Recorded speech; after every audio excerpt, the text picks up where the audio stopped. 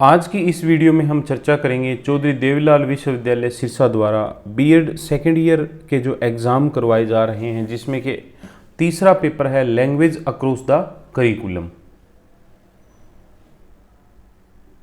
की महत्वपूर्ण प्रश्नों के बारे में। तो अगर अभी तक आपने हमारे इस YouTube channel let's online education को सब्सक्राइब नहीं किया है तो अभी ही इस YouTube चैनल को सब्सक्राइब करें, वीडियो को ज़्यादा से ज़्यादा लाइक और शेयर करें। आप हमें टेलीग्राम में भी लेट्स ऑनलाइन एजुकेशन ग्रुप पर ज्वाइन कर सकते हैं, जहां के हम इससे जुड़े महत्वपूर्ण PDF फाइलें वगैरह उपलब्ध करवाते हैं। अगर बीएड के संबंध में आप कुछ चर्चा करना चाहते हैं, कुछ पूछना चाहते हैं, तो आप हमें व्हाट्सएप नंबर 9355695753 पर मैसेज कर सकते हैं। एग्ज़ाम टाइम में बहुत से बच्चों के मैसेज आ रहे हैं और लगभग बच्चों को इस सिलसिले में रिप्लाई भी किया जा रहा है। लैंग्वेज अक्रॉस द करिकुलम का जो पेपर है वो 40 नंबर का थ्योरी पेपर होगा, 10 नंबर की कॉलेज की तरफ से इंटरनल जाएगी और ये 40 नंबर का जो पेपर है ये 3 घंटे का होगा। जैसा कि सामान्य परिस्थिति में कुल 9 प्रश्न होते थे, जिसमें से कोई भी 5 अटैम्प्ट करने होते थे। क्वेश्चन नंबर 1 कंपलसरी था, जिसमें 4-4 नंबर के 4 शॉर्ट आंसर टाइप को 2-2 नंबर के 4 शॉर्ट आंसर टाइप क्वेश्चन थे। इसके बाद प्रत्येक यूनिट में से 2-2 बड़े प्रश्न दिए जाते थे, जिसमें से एक करना होता था और सभी क्वेश्चन के एक जैसे मार्क थे। लेकिन अब कोरोना काल में कोविड-19 की वजह से इस बार इस पैटर्न में थोड़ा सा बदलाव किया गया है। आप कोई भी 5 प्रश्न जो है वो अटैम्प्ट कर सकते हैं। NE5 का फॉर्मूला जो है वो चौधरी देवीलाल यूनिवर्सिटी द्वारा एक तरह से लागू कर दिया गया है और आप कोई भी 5 प्रश्न जो है वो अटैम्प्ट कर सकते हैं। इस आधार पर अगर आप चाहें तो आधा सिलेबस भी कर सकते हैं, क्योंकि एक यूनिट में से ही 2 प्रश्न आ रहे हैं तो आधा सिलेबस करके आपका काम अच्छे से चल सकता है। लेकिन फिर भी आप आधा सिलेबस करने की बजाय कई बार ऐसा होता है कि कुछ क्वेश्चन क्रिटिकल पूछ लिए जाते हैं, तो ऐसे क्वेश्चन का उत्तर दे पाना काफ़ी मुश्किल सा हो जाता है। आप आधा सिलेबस करने की बजाय 2 यूनिट को अच्छे से तैयार कर लें और उसके बाद की जो 2 यूनिट हैं उससे जुड़े हुए जो टॉपिक हैं उनको भी आप हल्का फुल्का जरूर पढ़ लें। भी बाई चांस उसमें से कोई आसान प्रश्न आ जाए तो वो भी आप आसानी से कर पाएँ। इसलिए आप आधा सिलेबस करने की बजाय हो सके तो पूरा सिलेबस करने का प्रयास कीजिए। यूनिट नंबर 1 के प्रश्नों की अगर बात की जाए तो शॉर्ट आंसर टाइप में यहाँ पूछा गया है बहुभाषावाद की अवधारणा। उसके बाद लॉन्ग आंसर टाइप में पूछा गया है language as a rule govern system, explain with the help of suitable example. दूसरे बड़े प्रश्न की अगर बात की जाए भाषा और समाज के संबंध की पहचान, शक्ति व भेदभाव के संदर्भ में स्पष्ट कीजिए। तो rule govern system and language का जो टॉपिक है वो एक तरह से यहाँ बड़े प्रश्न के रूप में पूछा जा चुका है, language as a rule govern system.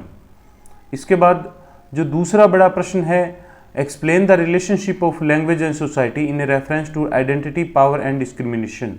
तो दूसरा प्रश्न जो है वो आप देख सकते हैं कि इस टॉपिक से यहाँ पूछा जा चुका है। अब इसके बाद में आपके पास ये 2 ही टॉपिक बचते हैं जिस पे इस साल प्रश्न पूछे जाने की संभावना बनती है। तो यहाँ ये जो 2 टॉपिक हैं, इन 2 टॉपिक को आप अच्छे से तैयार कर लीजिए। हर हालात में आपसे यहीं से ही जो एक तरह से बड़े प्रश्न है वो पूछे जाने की संभावना बनती है। Nature of multi language system, differential status of Indian language system, क्योंकि आप यहाँ देख सकते हैं कि ये प्रश्न शॉर्ट आंसर टाइप में पिछली बार पूछा जा चुका है बहुभाषावाद, और इस बार ये प्रश्न जो है ये बड़े प्रश्नों में पूछे जाने की संभावना जो है वो ज़्यादा बन जाती है। तो इसलिए आप इस प्रश्न को आप बड़े प्रश्न के रूप में आवश्यक रूप से कर लीजिए। उसके बाद आपका एक ही टॉपिक बचता है, लास्ट में आप इस टॉपिक को भी आप अच्छे से एक बार स्टडी कर लीजिए, क्योंकि अगर ये प्रश्न पूछा जाता है तो दूसरा प्रश्न आपसे फिर इन्हीं में से ये पूछा जाएगा।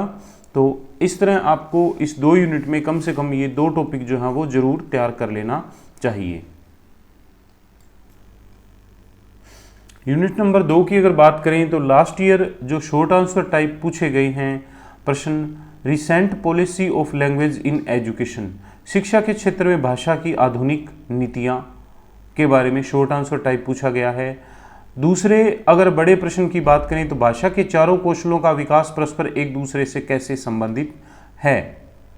तो भाषा के जो चारों कौशल हैं जो कि पढ़ने, लिखने, समझने, बोलने और सुनने से संबंधित हैं, भाषा के कौशल, उसका एक दूसरे से किस तरह से परस्पर रिलेशनशिप है, उस चीज़ के बारे में यहाँ बड़ा प्रश्न पूछा गया है। दूसरा बड़ा प्रश्न है प्राथमिक स्तर के विद्यार्थियों में पढ़ने व लिखने के कौशलों को कैसे विकसित किया जा सकता है। तो ये जो प्रश्न है ये यहाँ आप देख सकते हैं कि यहाँ से ये एक प्रश्न लास्ट ईयर पूछा जा चुका है। Early language education focus on learning in primary and grades. तो यहाँ इन्होंने ये प्राइमरी के जो विद्यार्थी हैं उनमें भाषा के कौशल के विकास के लिए, पढ़ने व लिखने के कौशल के विकास के लिए कैसे, किस रूप में विकसित किया जा सकता है के बारे में यहाँ एक बड़ा प्रश्न इन्होंने पूछ लिया है। इसके अलावा एक बड़ा प्रश्न भाषा के चारों कौशलों का विकास परस्पर एक दूसरे से कैसे संबंधित है।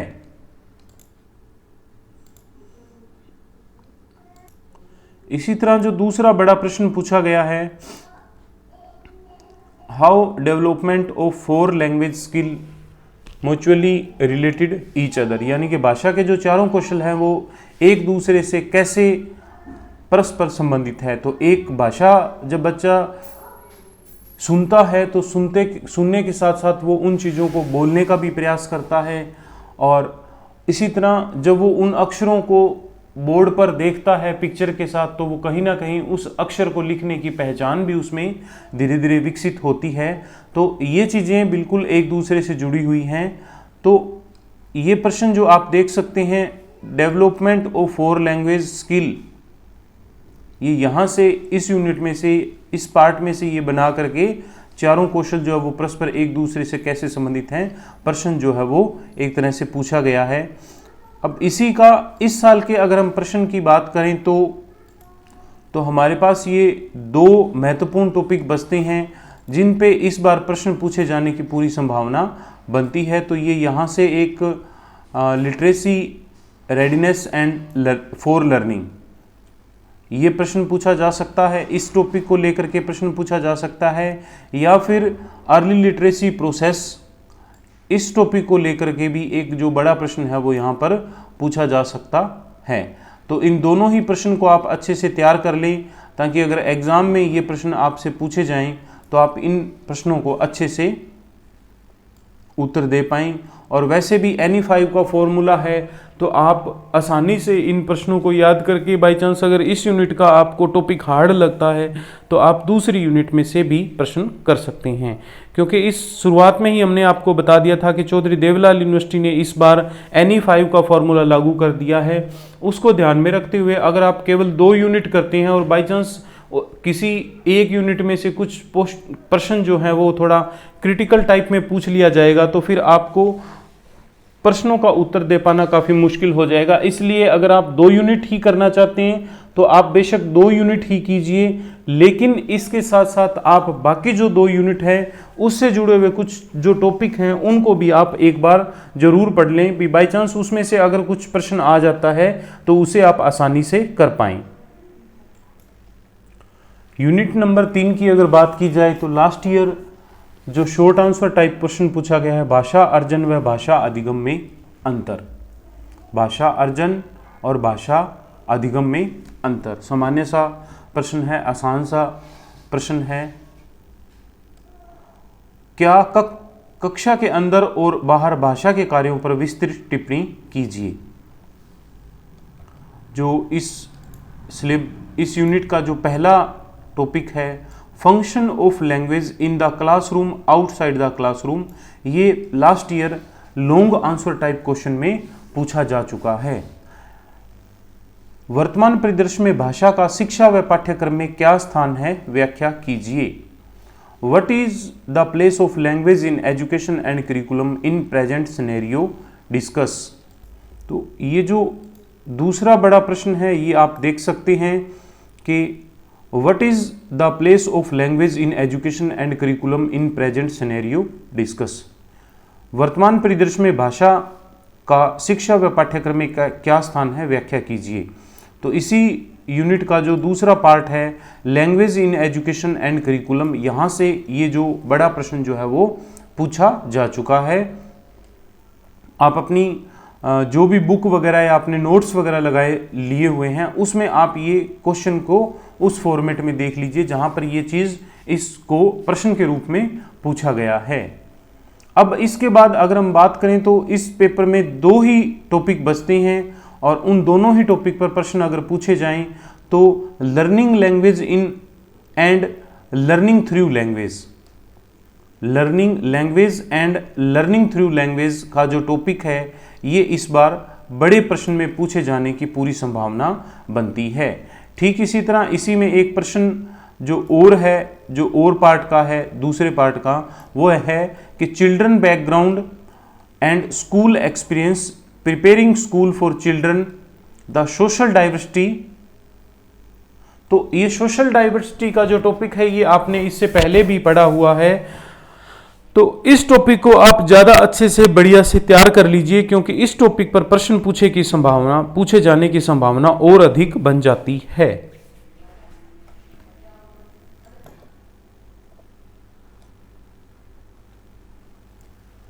बीएड फर्स्ट ईयर के लिए हमने बीएड फर्स्ट और सेकंड दोनों के लिए हमने एक वीडियो चौधरी देवीलाल यूनिवर्सिटी सिरसा द्वारा अभी जो पेपर करवाए जा रहे हैं जिसमें कि वार्षिक परीक्षा में अधिकतम अंक कैसे प्राप्त करें या पासिंग मार्क्स कितने हैं को टॉपिक को लेकर के एक वीडियो का निर्माण किया है। तो आप इस वीडियो को आवश्यक रूप से देख लें। इस वीडियो का जो डिस्क्रिप्शन में आपको लिंक मिल जाएगा, साथ ही साथ आई बटन पर भी आपको इस वीडियो का लिंक मिल जाएगा। ठीक इसी तरह एंड स्क्रीन जब आप वीडियो पूरी देखते हैं तो लास्ट में एक स्क्रीन आती है जिस पे भी आपको हम इस वीडियो का लिंक जो है वो उपलब्ध करवा देंगे। इस वीडियो को आप जरूर देख लें क्योंकि बहुत से विद्यार्थियों ने बार बार इस तरह के प्रश्नों के बारे में हमसे पूछा था, तो सोचा कि क्यों ना इस टॉपिक को लेकर के एक वीडियो का निर्माण कर दिया जाए।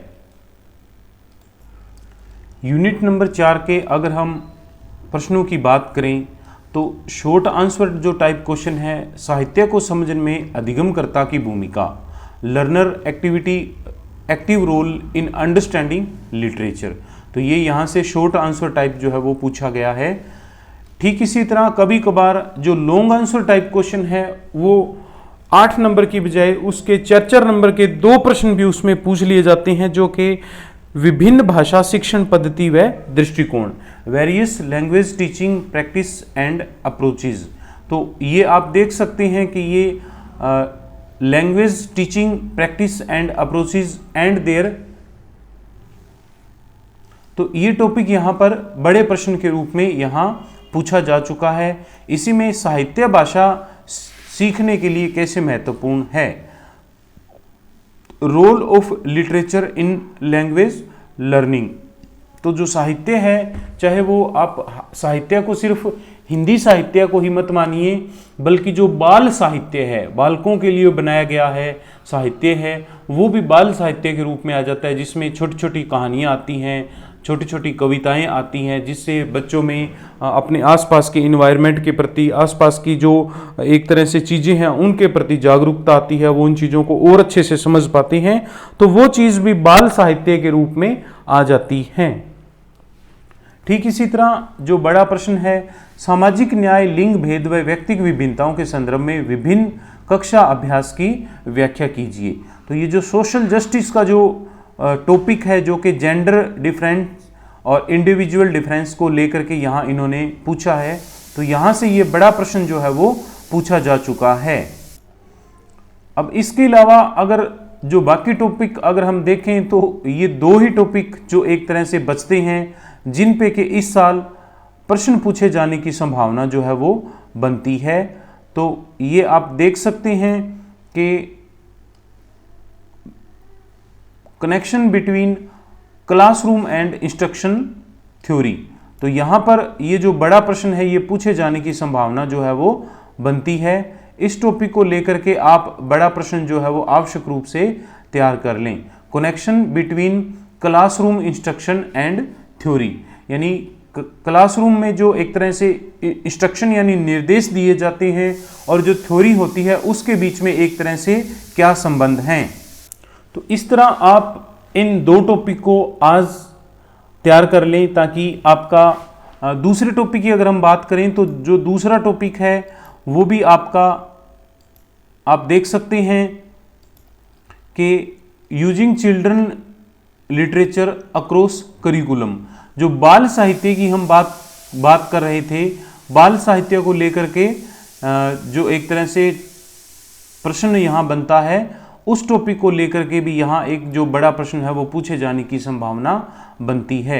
Using children literature across curriculum, बाल साहित्य में बहुत सी कहानियों की छोटी छोटी किताबें आती हैं जिनमें कि बच्चों से जुड़े हुए रोचक कहानी, रोचक तथ्य, कल्पना, कल्पनात्मक शक्ति, सृजनशीलता, बौद्धिकता, चिंतन, मानसिकता के विकास के लिए बहुत से ऐसे बिंदुओं को लेकर के छोटी छोटी कहानियाँ बनाई जाती हैं। जैसे आजकल बच्चे जो हैं वो टीवी पर कार्टून देखते हैं, इन कार्टून में क्या होता है कि एक बार में अचानक कुछ होता है और फिर वो बच्चा उड़ता हुआ आसमान में पहुंच जाता है, कभी कुछ करता है कभी कुछ करता है। बहुत से इस तरह के जो कार्टून, अब ये चीज़ें मीडिया के रूप में, वीडियो के रूप में आ गई हैं, लेकिन इससे पहले ये सारी की सारी चीज़ें बाल साहित्य के रूप में आती थी। जैसे भास्कर न्यूज़पेपर में बाल भास्कर के नाम से एक छोटी सी 8-10 पेज की एक तरह से एक पत्रिका आती है जो कि बच्चों में बाल साहित्य के रूप में होती है। तो इन टॉपिक को लेकर के आप एक बड़ा प्रश्न जो है वो आवश्यक रूप से तैयार कर लें, इसी आशा के साथ कि आप इस प्रश्न को थोड़ा सा अच्छे से अटेम्प्ट कर पाएंगे। ये प्रश्न जो है आपका इस बार का जो प्रश्न पेपर है ये थोड़ा सा एक हार्ड है, इसमें आप तुक्के लगाने की बिल्कुल भी कोशिश न करें, अच्छे से पढ़ने और समझने का प्रयास करें। जो चीज़ जिस रूप में पूछी गई है उसको उसी रूप में उत्तर देने का आप प्रयास करें। धन्यवाद।